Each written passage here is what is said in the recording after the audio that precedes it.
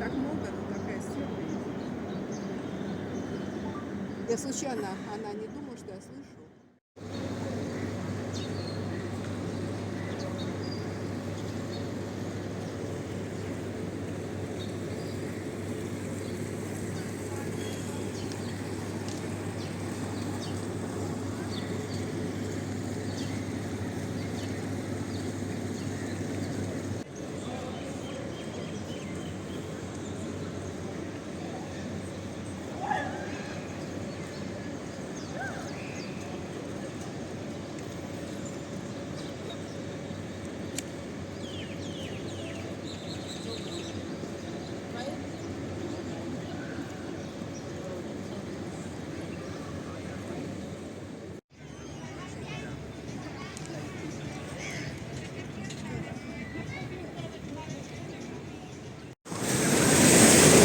Командировка в Дубай.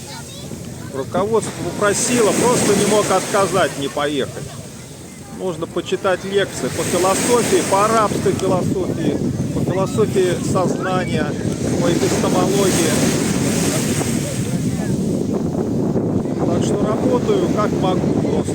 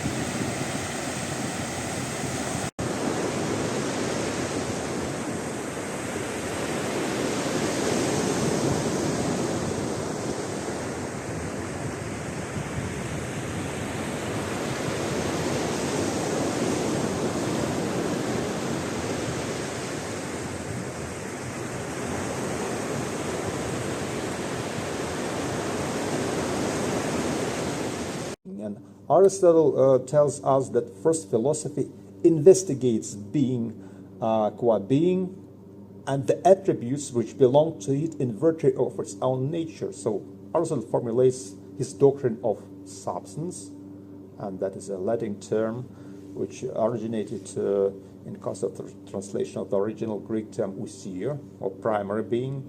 And this explains the nature of being as such. Also, he accommodates his theory of four causes that had been elaborated within the framework of his physics: formal cause, material cause, efficient cause, and telos, or the final cause, and combines the theory with the distinction between actuality and potentiality. And this gives rise to the treatment of being as energia, as the actualization of a certain form, as the activity of a certain form.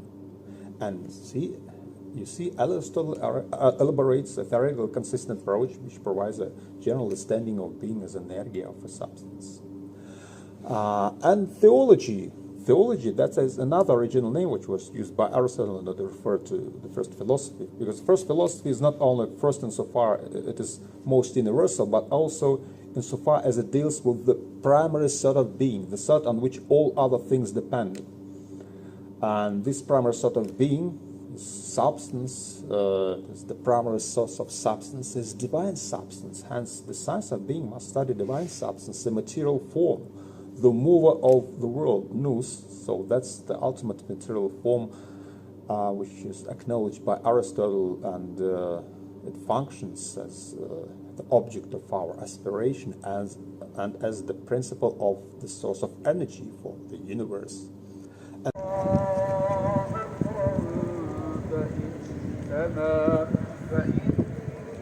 فإنما يقول له كن فيكون. وقال الذين لا يعلمون لولا يكلمنا الله أو تأتينا آية. الرحمن الرحيم مالك يوم الدين.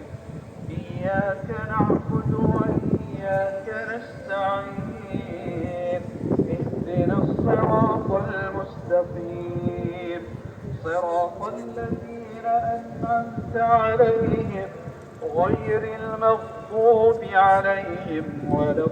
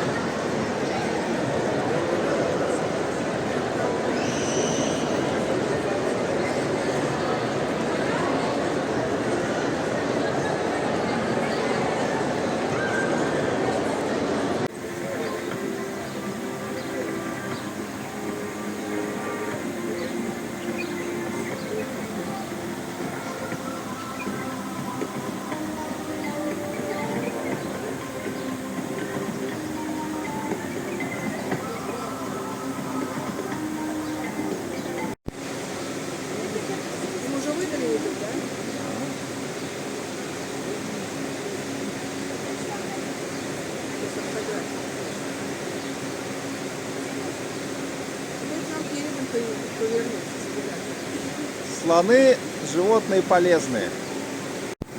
Там, может быть, были дети. Да, а это... Что-то мелкое.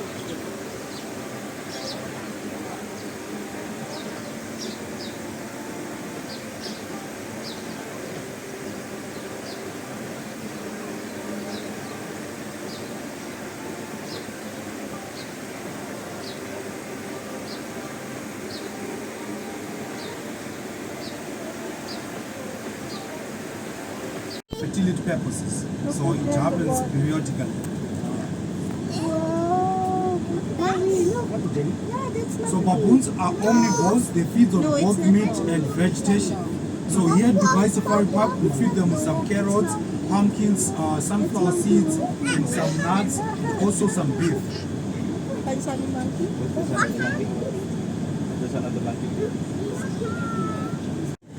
What are they doing? They're fighting. Oh no. Oh no, they're fighting. Married.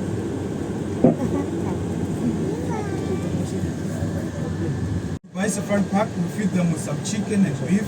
Each lion consumes 6 kilograms of meat, 1 meal per day and 6 days a week. Food on the tail, it has a very slow metabolism. That's why it takes long. And crocodiles, they have 3 eyelids, one on top, one at the bottom, and the other one in the middle. And the middle one is transparent. So it uses the transparent eyelid to see when it's under the water. And they also they're able to swallow when they're under the water because they have a special. The male tigers are larger than the females, and they are the most aggressive ones than the females. So we also feed our tigers the same way we feed our lions, 6 kilograms per day, 1 meal per day, and 6 days a week. Napapalapit siya. Bukas sa pagkain. Wala. Dito may mga tao. Grabe, yung ganda ng stripes niya.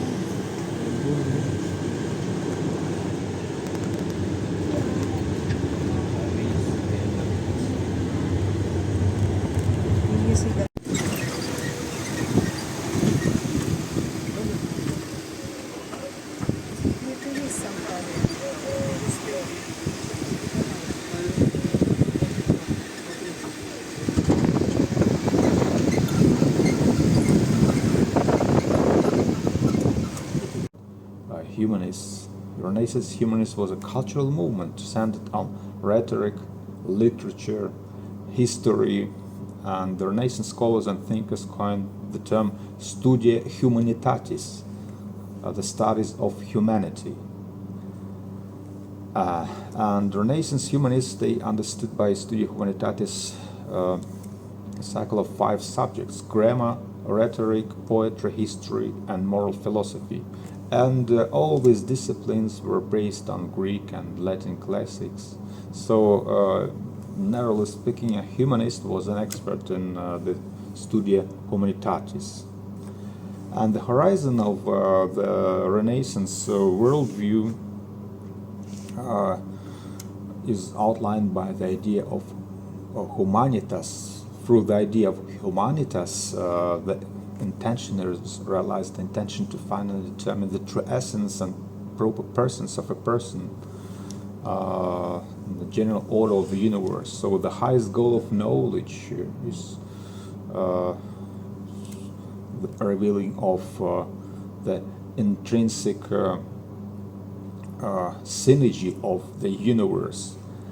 And human being is corpora mundi, is the center of the universe, a kind of microcosm which combines divine and earthly energies and transforms them into the energy of personal creative power and activity. And thanks to poetry, thanks to art, thanks to knowledge, a person creates an ideal image of his own future destiny. And a person is simply fascinated by his own ideal perspective, self-actualization. So new knowledge, which finds its expression in studia humanitatis, as opposed to medieval scholarship, to studia divinitatis. And humanists sought to make philosophy more literate in presentation, more amenable to rhetorical concerns. They recovered and translated into Latin a large reservoir of Greek classical texts, mainly unknown or ignored in the Middle Ages. So that was a humanist movement, and this humanist movement was stimulated by the discovery of large amounts of previously unknown literature from ancient Greece and Rome. You know that in scholastic thought the most influential tradition was that which goes back to Aristotle and his logic and metaphysics. So Aristotelianism was still influential, but you know, people read his work in Greek rather than a Latin translation. The most prominent and influential philosophy that was of high demand in the period of Renaissance was Platonism and Neoplatonism. And Platonism underwent resurgence, especially in the Florentine school, directed by Marsilio Ficino. Marsilio Ficino founded the Florentine school, and he contributed to the translation of almost all of the dialects written by Plato. And Plato's complete work were translated into Latin for the first time. Besides that, there were also other influences, the influence of Stoicism, Epicureanism, skepticism. These were the schools of the Hellenistic age of the classical ancient philosophy. We know that the philosophy of nature also developed greatly in the period of Renaissance, and philosophy at that time covered many subjects that now belong to different areas of natural science. So we see, let's consider some of the major figures and representatives of this era. That's a brief. 8 марта 2025 года. Вот я на таком пляже Аль-Мамзар. Очень хорошо, очень хорошо. Такое вот у нас тут море спокойное, с рыбками, соседняя бухта с небольшими волнами. А здесь можно плавать, купаться вообще взад-вперед. Я вот час не вылезал из воды. Сейчас, может быть, даже рыбок увидим. Водичка спокойная, спокойная. А там дальше прям открытое море, Персидский залив. Хорошо.